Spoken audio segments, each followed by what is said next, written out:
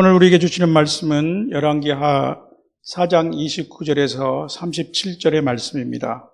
저는 죽은 아이를 살리다라는 제목으로 본문의 말씀을 통해서 하나님께서 우리에게 주신 은혜를 여러분과 함께 나누고자 합니다.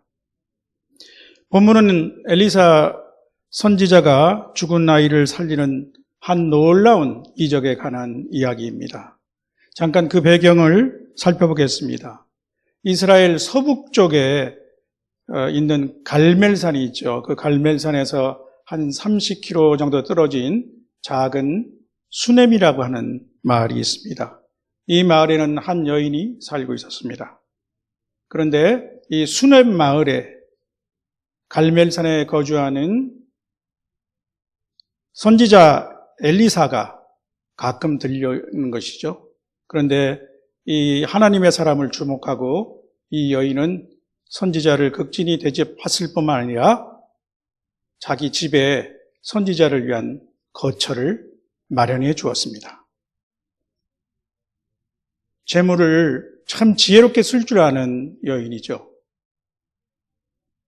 잠언 31장에 보면 현숙한 여인이 나오는데 바로 그 현숙한 여인이 이 수넴 여인이라 할 것입니다.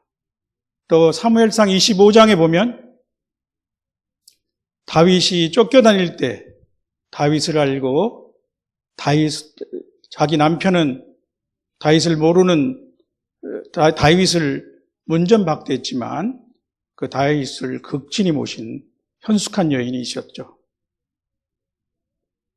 아비가일이죠. 또 이 여인은 어떤 여인 같습니까?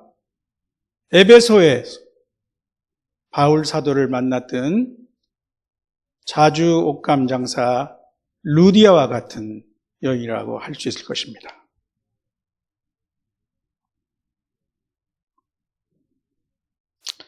그래서 하나님도 이 여인을 축복하셨습니다. 선지자 엘리사에게 영감을 주셔서 엘리사가 이 아이에게 아들을 낳을 것이라는 것을 예언을 했고 그 말씀대로 아이를 낳게 되었습니다. 아마 남편이 굉장히 나이가 많았든지 생각하지도 못했던 선물을 받았던 것이죠. 그래서 몇 해가 지난 후 어느 날이었습니다. 이 아이가 늙은 아버지와 함께 밭에 나가서 추수하는 것을 보고 있다가 갑자기 머리가 아파서 그 아버지는 집에 있는 어머니에게 이 아이를 돌려보냈죠. 그런데 이 아이가 어머니 품속에 있다가 그만 죽고 말았습니다. 이 여인은 이 아이를 엘리사의 침상에 누이고 불이 나게 갈멜산에 있던 엘리사를 찾아왔습니다. 신앙심 많은 여인이기 때문에 그는 평소 아이를 볼 때마다 이 아이가 불가능한 중에 나은 하나님의 선물이라고 생각을 했을 것입니다. 그리고 하나님께 감사했을 것입니다. 따라서 귀한 아이가 갑자기 자기 품에서 죽었을 때 그는 오직 하나님은 이 아이를 살려주실 거라고 생각이 들었던 것 같습니다. 평소의 생각과 삶의 태도가 신앙의 수준이며 신앙은 위기에 드러나는 것이죠. 생각은 곧 강력한 믿음이 되었습니다. 그는 아이의 죽음을 슬퍼하고 애곡하는 대신 하나님의 사람에게 달려가기로 작정한 것이죠. 남편에게도 아이의 죽음을 알리지 않았습니다. 그리고 갈멜산에 허겁지겁 도착하니까 저 산 위에서 그가 도착하는 것을 보던 엘리사가 사환 게하시에게 그를 영접하라고 내려보냈습니다. 게하시가 아이의 안부를 물었지만 이 게하시에게도 답하지 않았습니다. 오직 하나님이 해결자이신데 사람들에게 이것저것 얘기할 필요가 없다고 생각한 것 같습니다. 그러면 부정적인 얘기가 나오게 되고 시간만 끌게 되는 것이죠. 그래서 그는 곧장 하나님의 사람 엘리사에게 달려와서 그의 발을 안고 그때서야 자기 아들에 관한 문제를 말했습니다. 바로 히브리서 11장에서 말하고 있는 믿음으로 여자들은 자기의 죽은 자들을 부활로 받아들이기도 하며라고 하는 사례가 이렇게 시작되는 것입니다. 아이의 갑작스런 죽음은 엘리사에게도 예상 밖의 일이었던 것 같습니다. 본문의 바로 전에 28절에 보면 자기의 발을 놔둔 여인을 게하시가 떼어놓으러 가자 엘리사는 게하시에게 가만두라, 그의 영혼이 괴로워하지만은 여호와께서 내게 숨기시고 이르지 아니하셨도다라고 말하는 걸 봐서 그렇게 우리는 알 수 있습니다.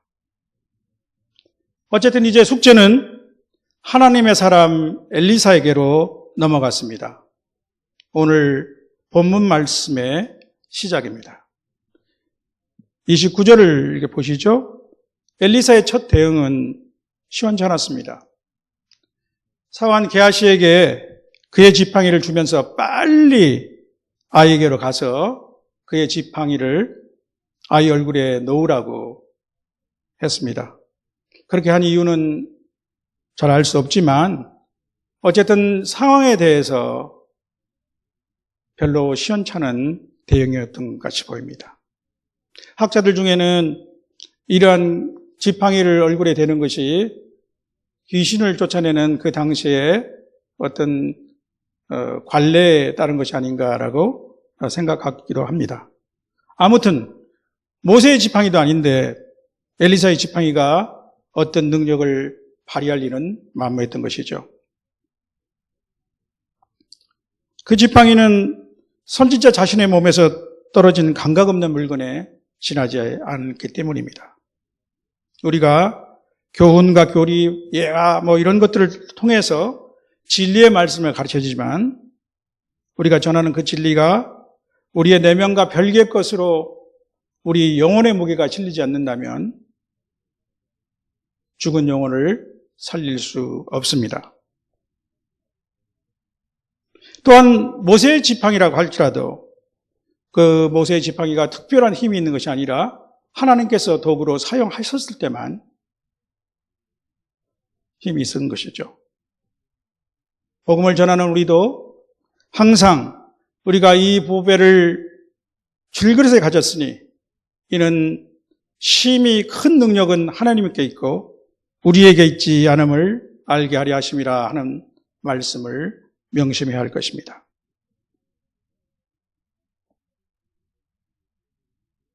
이 32절입니다. 그 전에 이 게하시가 가져다 놓은 엘리사의 지팡이가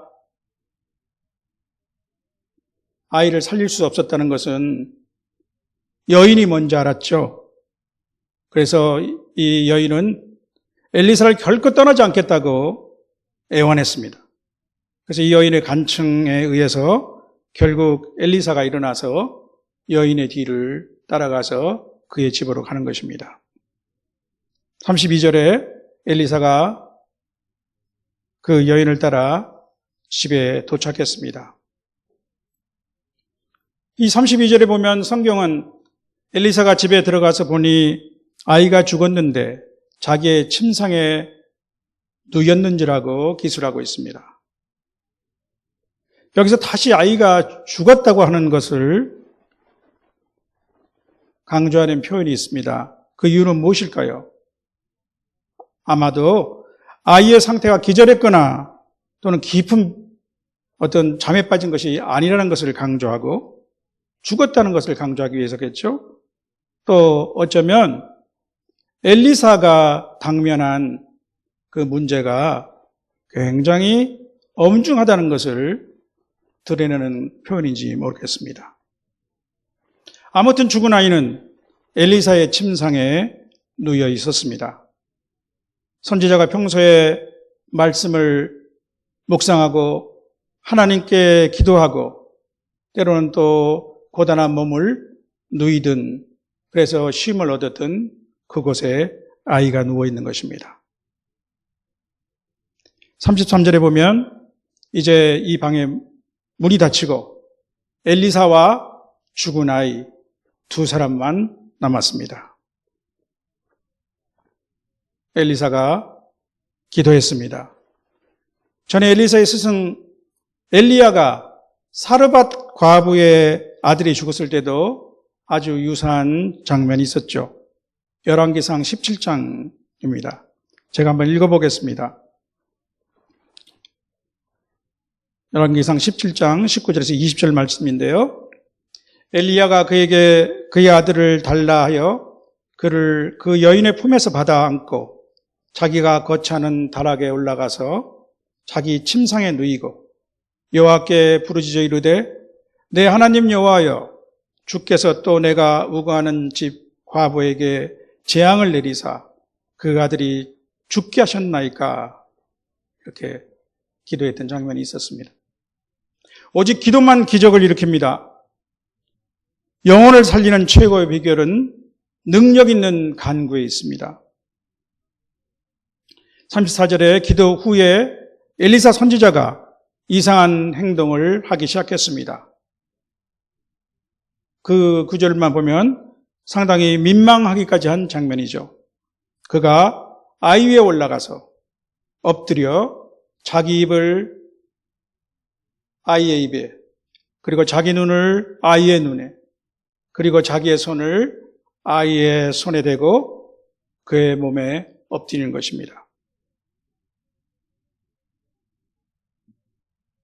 문득 이와 같은 정도는 아니지만 우리 주님의 치유 장면 중에 한 사건이 생각이 납니다.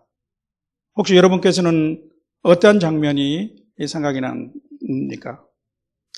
마가복음 7장의 장면입니다. 귀먹고 어눌한 자를 고치셨던 장면이죠. 예수님은 사람들이 데려온 귀먹고 어눌한 자를 무리에서 떼어 따로 데리고 나가셔서 손가락을 그의 양귀에 대고 또 침을 뱉어서 그의 혀에 손을 대시며 하늘을 우러러 탄식하며 그에게 받아, 즉 열려라 라고 말씀을 하셨습니다. 하늘 권세를 가지신 우리 주님이 그냥 명령만 하시면 되지 왜 이렇게까지 하신 이유는 무엇일까요? 여러분 각자가 한번 나중에 생각해 보시기 바랍니다. 엘리사가 죽은 아이의 위에 엎드려서 얼굴을 맞대고 손을 잡는 것은 죽은 아이에 최대한 공감하는 것입니다. 그의 몸을 낮추고 아이의 수준으로 내려와 최대한 밀착하여 아이의 싸늘해진 몸에 온기를 주고 생기를 불어넣는 것입니다. 만일 우리가 주일학교 교사라면 가르치는 아이와 공감이 절대적으로 필요합니다.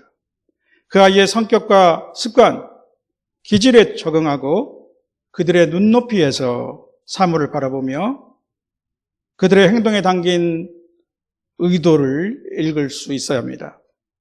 특히 그들의 언어를 이해하고 복음을 그들의 어휘로 전달해야 할 것입니다.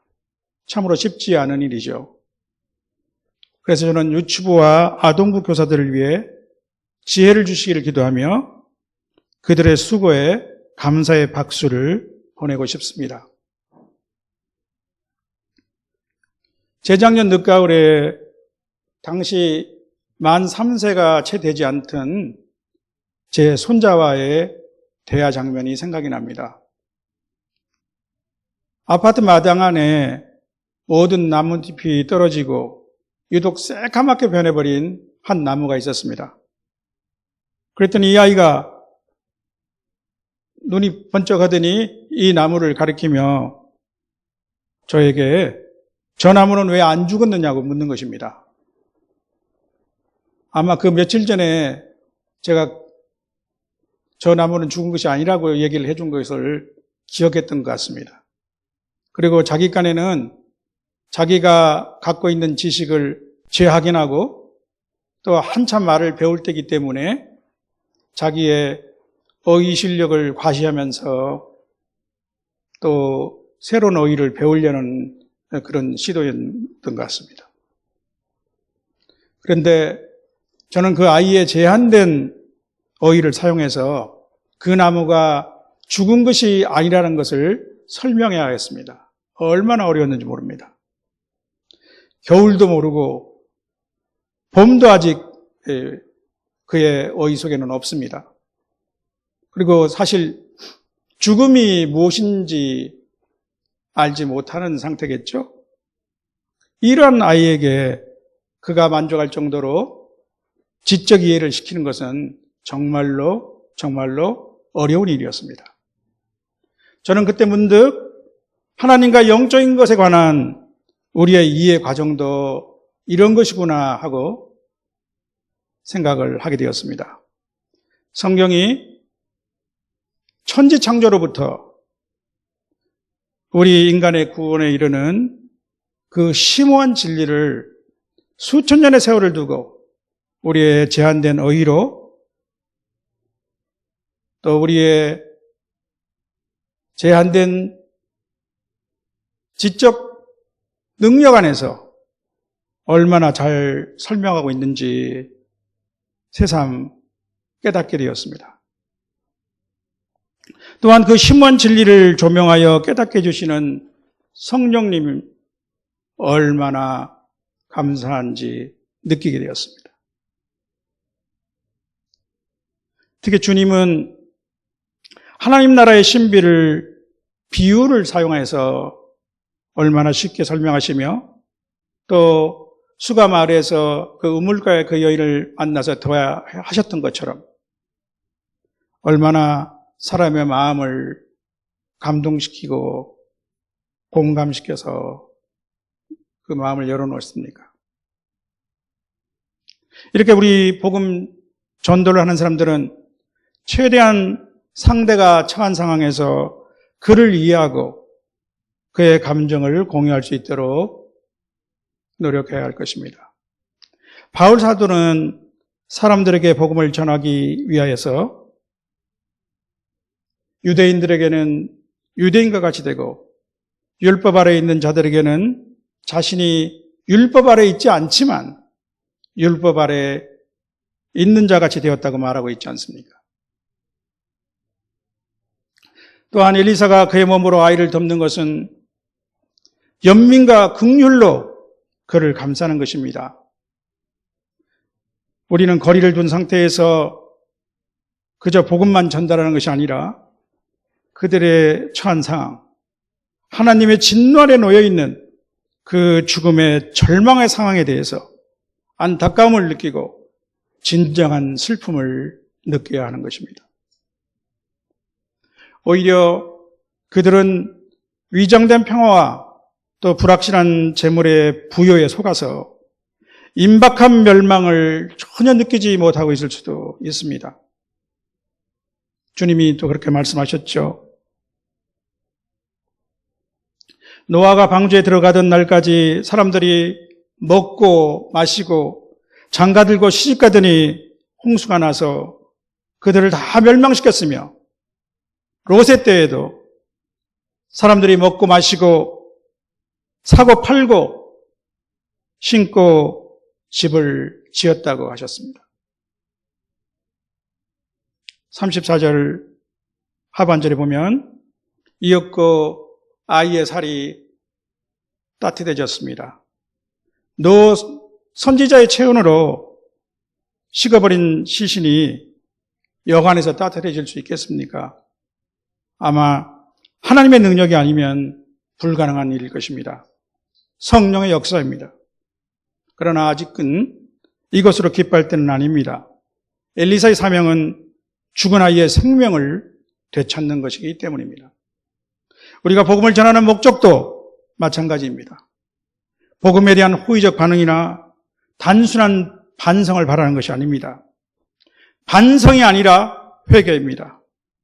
그것은 자신이 죄인임을 깨닫고 바로 나의 죄를 위해서 십자가를 지신 주님께 돌아오는 것입니다.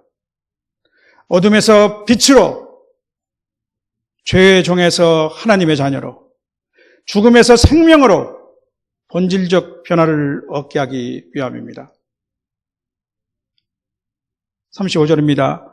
선지자는 아이한테서 내려와서 방을 이리저리 돌아다닙니다. 잠깐 숨을 돌리는 것이겠죠.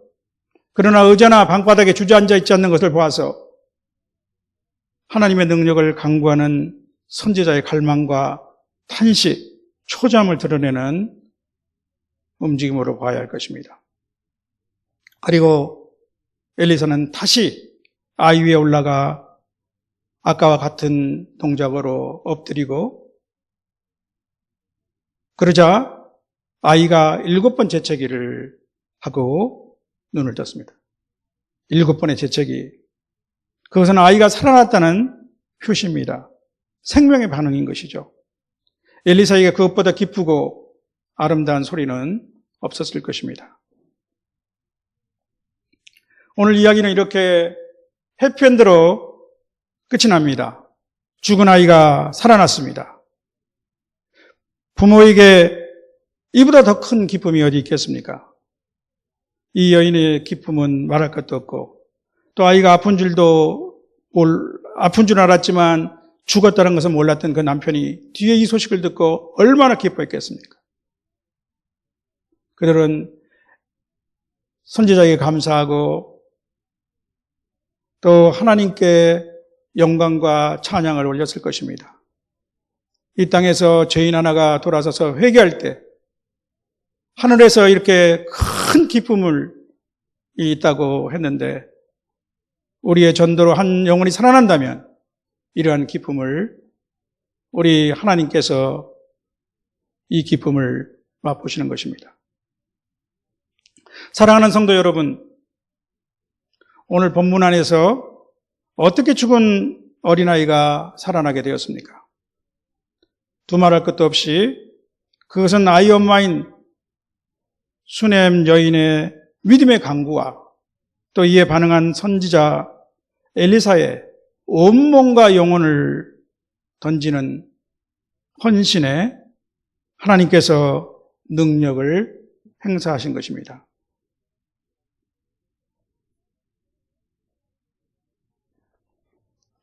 또한 이 이야기는 생명을 주신 하나님이 죽은 후부터 생명을 살리시는 부활의 권능을 갖고 계신다는 것을 우리에게 들려주고 있습니다. 그런데 많은 이적과 기사가 있었던 구약 성경 안에서 죽은 자가 살아난 경우는 매우 드뭅니다. 제가 알기로는 이 이야기와 엘리사의 스승인 엘리야 선지자 때 사르밧 과부의 아들이 살아난 것, 이 두 가지 경우가 전부가 아닌가 싶습니다. 죽은 자가 다시 살아난다는 것은 그만큼 기적 중에 기적이라는 것이죠. 그러나 진정한 부활은 죽은 몸이 그대로 다시 살아나는 것이 아닙니다. 그 몸은 어차피 다시 시들고 죽을 것입니다. 육신은 죽을 수밖에 없습니다. 죄의 삭은 사망이기 때문입니다. 모든 사람이 죄를 범하였으므로 하나님의 영광에 이르지 못합니다. 인간은 죄로 인하여 죽음의 세력 잡은 자, 곧 마귀의 세력 안에 놓였으며 또 죽기를 무서워함으로 한평생 매여 마귀에게 종노릇한 존재로 전락하고 말았습니다. 그래서 하나님의 아들이 육신의 몸으로 이 땅에 오신 것입니다. 죄가 없으신 예수 그리스도가 십자가에서 우리 대신 피 흘려 죽으심으로 우리가 받아야 할 그 모든 죄의 형벌을 치르신 것입니다. 죽은 지 나흘이 되어 벌써 냄새가 나는 무덤 안에 있던 나사로를 그 이름을 불러내시기 전에 그분은 이렇게 말씀하셨습니다. 나는 부활이요 생명이니 나를 믿는 자는 죽어도 살겠고 무릇 살아서 믿는 자는 영원히 죽지 아니하리니 내가 이것을 믿느냐? 내가 이것을 믿느냐? 주님이 부활이요 생명이니 주님을 믿는 자는 죽어도 살겠고 무릇 살아서 믿는 자는 영원히 죽지 않는 것입니다. 그러면 믿는 우리에게 진정한 부활은 무엇입니까? 세월이 지나면 늙고 병들게 되는 이 몸으로 영원히 사는 것이 영생이 아니듯이 죽어서 다시 이 육신의 몸으로 되살아나는 것이 부활이 아닙니다. 성경은 죽은 자의 부활에 대해서 이렇게 선포합니다.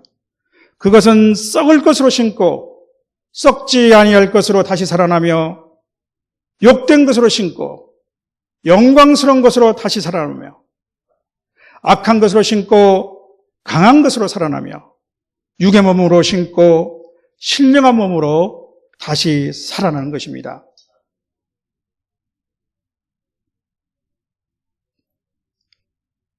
이것이 우리가 소망하는 몸의 부활입니다. 그런데 이 소망이 우리를 부끄럽게 하지 않을 것을 우리는 확실히 압니다. 어떻게 우리는 알 수 있습니까? 우리 겉사람은